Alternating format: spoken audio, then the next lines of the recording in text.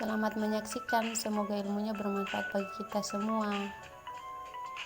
Bismillahirrahmanirrahim. Assalamualaikum warahmatullahi wabarakatuh.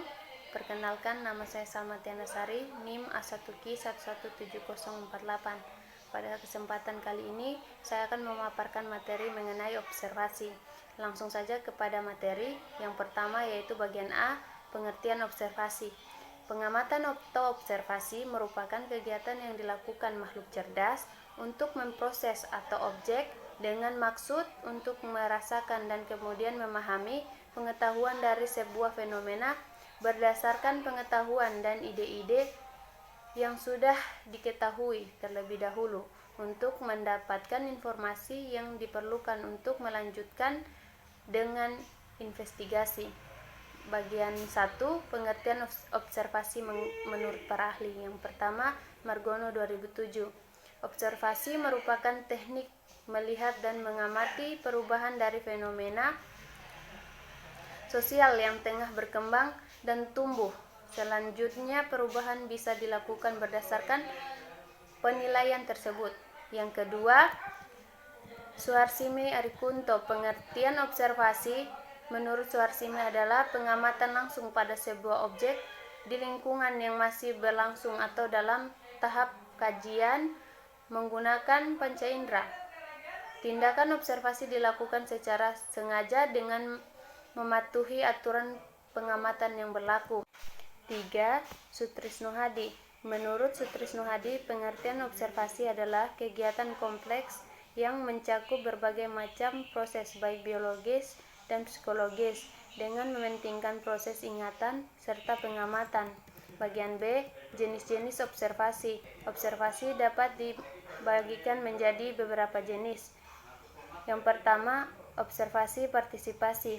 Observasi jenis ini bisa dilakukan dengan adanya observer yang terlibat langsung dengan secara aktif dalam objek yang diteliti. Sebaliknya, observasi non-partisipasi dilakukan tanpa adanya keterlibatan langsung peneliti, ialah sebagai observer. Yang kedua, observasi sistematis. Observasi sistematis atau disebut juga dengan observasi berkerangka.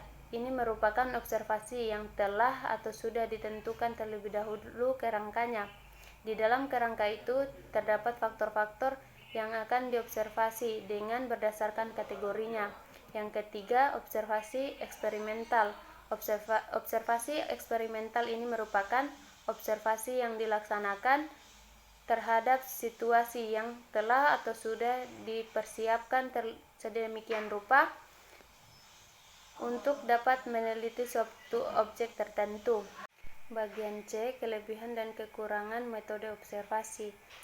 1. Kelebihan metode observasi. Yang pertama, metode observasi sangat bermanfaat bagi pemenuhan rasa ingin tahu siswa sehingga proses pembelajaran memiliki kebermaknaan yang tinggi. Yang kedua, menyajikan media objek secara nyata tanpa manipulasi. Yang ketiga, mudah pelaksanaannya. Yang keempat, siswa akan merasa tertantang sehingga dapat meningkatkan aktivitas belajarnya. Yang kelima, siswa akan memiliki motivasi belajar yang tinggi. Yang keenam, memungkinkan pengembangan sifat ilmiah dan menimbulkan semangat ingin tahu siswa.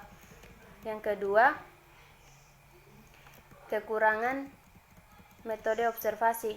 Yang pertama yaitu memerlukan waktu persiapan yang lama. Yang kedua, memerlukan biaya dan tenaga yang lebih besar dalam pelaksanaannya. Yang ketiga, objek yang diobservasi akan menjadi sangat kompleks ketika dikunjungi dan mengaburkan tujuan pembelajaran. Bagian D, cara mengatasi kelemahan observasi. Yang pertama, menyediakan waktu lebih banyak agar dapat melihat objek yang kompleks dari berbagai segi secara berulang-ulang. Yang kedua, menggunakan orang atau observer yang lebih banyak untuk melihat objeknya dari segi tertentu dan mengintegrasikan hasil penyelidikan untuk mendapatkan gambaran tentang keseluruhan objeknya. Yang ketiga, mengambil lebih banyak objek yang sejenis agar dalam jangka waktu terbatas dapat dilihat objek itu dari segi yang berbeda oleh observer yang terbatas jumlahnya. Bagian E, persyaratan observer yang baik. Yang pertama yaitu Mengingat esensi observasi adalah melakukan pengamatan dengan memanfaatkan panca indera. Oleh sebab itu, observer seyogianya memiliki alat indera yang baik. Yang kedua, observer perlu memiliki motivasi dan kesediaan untuk melakukan observasi. Yang ketiga, pengetahuan dan pengalaman melakukan observasi perlu dikembangkan melalui pengkajian teori, pelatihan teknik-teknik observasi, dan melatih diri menerapkannya dalam suasana konseling dan dalam kehidupan sehari-hari. Yang keempat, observer seyogianya mengambil sikap netral, bebas prasangka, dan tidak terlalu cepat mengambil kesimpulan.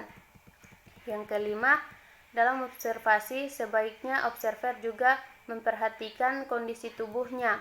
Yang keenam, ada baiknya observer, utamanya konselor dan peneliti kualitatif, mengenal latar belakang sosial budaya dan agama konseli dengan baik, sebab dengan pemahaman itu memungkinkan observer memahami makna yang sebenarnya di balik perilaku yang nampak. Yang ketujuh, khususnya bagi konselor, dalam situasi konseling seyogianya mampu menciptakan relasi atau rapport. Yang kedelapan, hal lain yang perlu diperhatikan konselor adalah sesegera mungkin mencatat hasil observasi sebelum lupa. Mungkin itu saja pemaparan materi dari saya. Lebih dan kurangnya mohon dimaafkan. Wabillahi taufiq wal hidayah. Wassalamualaikum warahmatullahi wabarakatuh.